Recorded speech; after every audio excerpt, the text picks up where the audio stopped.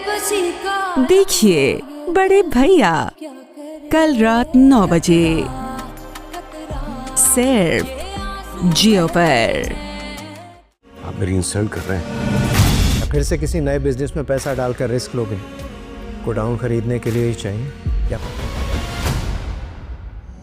ऐसे लोगों के लिए ये बातें इंसल्टिंग नहीं होनी चाहिए। अपने मामलात में अपनी बीवियों को शामिल कर लें। चलेंगे इतनी तैयार?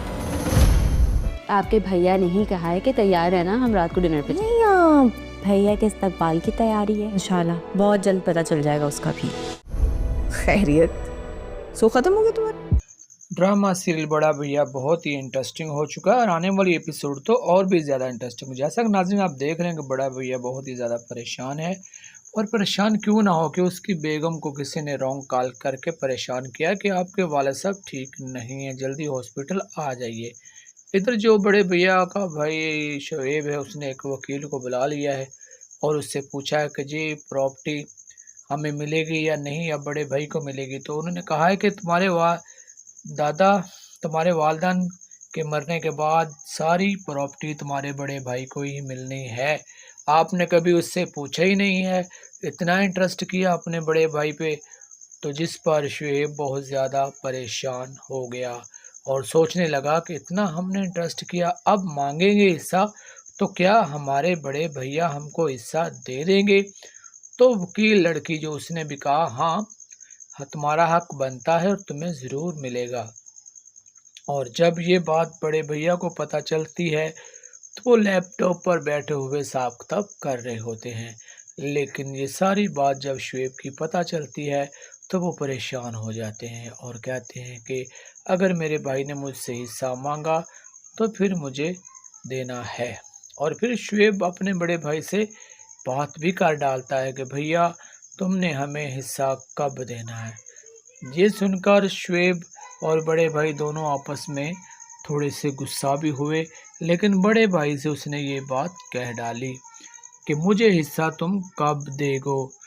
लेकिन शुएब जो है वो अपने ऑफिस की सीट पर बैठकर सोच रहा था कि हम बड़े भैया से अब ये हिस्सा कैसे निकालें, क्योंकि जो एक दोस्त है उसकी वकील, उसने उसके कान बिल्कुल पूरी तरह भर दिए हैं और उसने कहा है कि तुम्हें हिस्सा लेना बहुत ज़रूरी है और तुम हिस्सा लो अपने भाई से, तुम्हारा भाई तुम्हें हिस्सा ज़रूर देगा, तुम उससे तकरार करो वरना हम कानूनी जो कार्रवाई है वो करेंगे तुम्हारा हिस्सा लेने में। शुएब बहुत ज़्यादा परेशान है।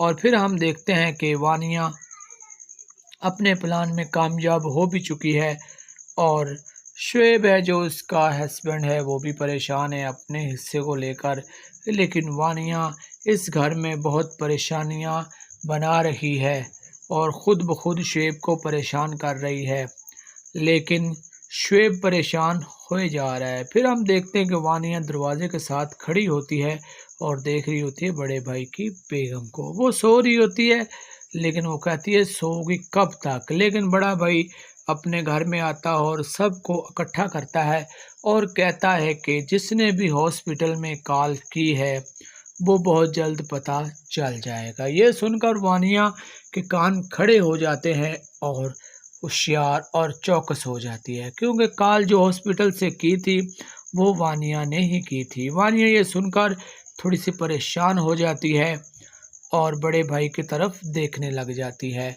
कि बड़ा भाई आखिर ये बात क्या कर रहा है। वानिया की ये चाल थी जो सामने आने वाली। और फिर हम देखते हैं कि सब के सामने बड़ा भाई कहता है कि जिसने भी हॉस्पिटल से कॉल की थी सीसीटीवी कैमरे में उसकी तस्वीर आ जाएगी और हम देख लेंगे कि किसने की थी। लेकिन वानिया कहती है कि मैंने भी कोई कच्ची गोलियां नहीं खेली हैं, जब मैं हॉस्पिटल में गई थी तो मैंने ऐसे ही नहीं चली गई थी, मैंने पूरा प्लान किया था हॉस्पिटल जाने में और कॉल करने से पहले। जी हाँ, मैंने नकाब कर लिया था और नकाब पहनकर ही मैं कॉल करने के लिए गई थी। वानिया मुँह अपना साफ कपड़े से ढकती है और फिर उतार लेती है। वानिया कहती है तुम मुझे क़यामत तक भी नहीं पकड़ सकोगे। हम देखते हैं कि अब बड़ा भाई इसको पकड़ता है कि नहीं पकड़ता, ये हम देखेंगे नेक्स्ट एपिसोड में जब आएगी।